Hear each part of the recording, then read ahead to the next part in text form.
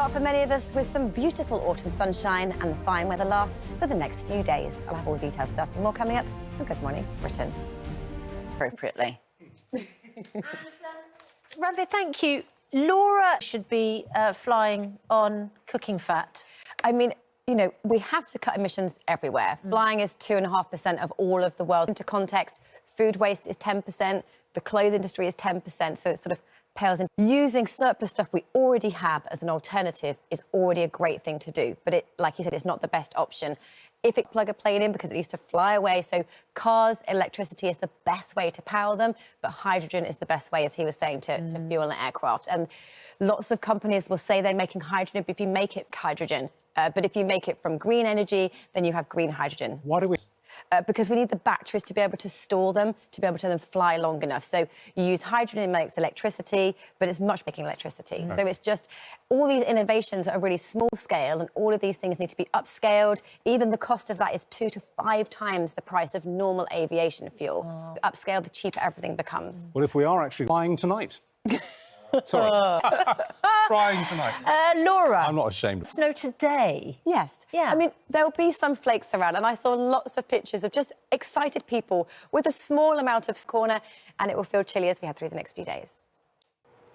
The weather has been really hit and miss. Over the weekend, we had that sunshine and it was cold, and then the cloud moved in.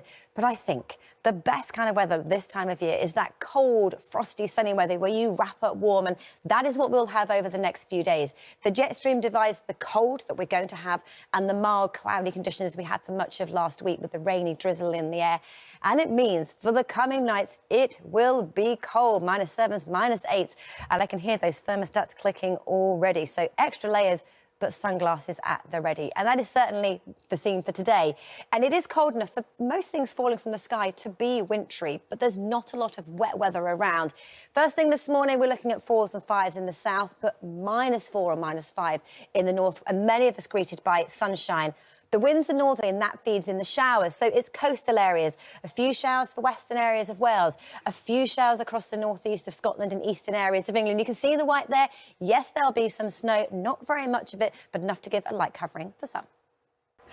So it was cold for our Andy there in Copenhagen. I'll show you where it is. And yes, his temperatures are -5 degrees. And probably the warmest it will be today is about -4, Andy. So you need to keep on doing those star jumps. But do you know what's the perfect kind of autumn-winter weather? That crisp sunshine and beautiful frosty weather. And as long as you have wrapped up warmly, there's never the wrong weather, just the wrong clothes. So the weather that they have in Copenhagen actually dominating us as well. And through the next few days, our temperatures will tumble accordingly. We're looking at -7, -8 degrees over the coming nights, so all of us will be needing to do some star jumps to warm up over the next few mornings. But the price we pay for the cold will be the sunshine, and slowly but surely we'll see more and more of it as we head through the week. A little bit of cloud in the south means this morning we start at +4 or 5 degrees.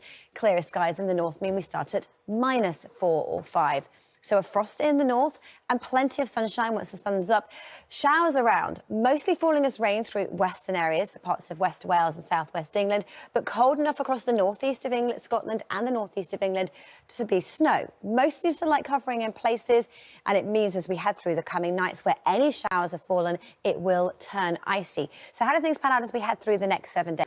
Well, you're probably going to need some thermal underwear as we head through the next few days because it is set to turn colder. Cold air lurking in the wings is now flooded right across the UK, and in the coming nights our temperatures could fall as low as -7, -8 degrees. It was chilly this morning, not cold for all of us, not as cold as it's set to get.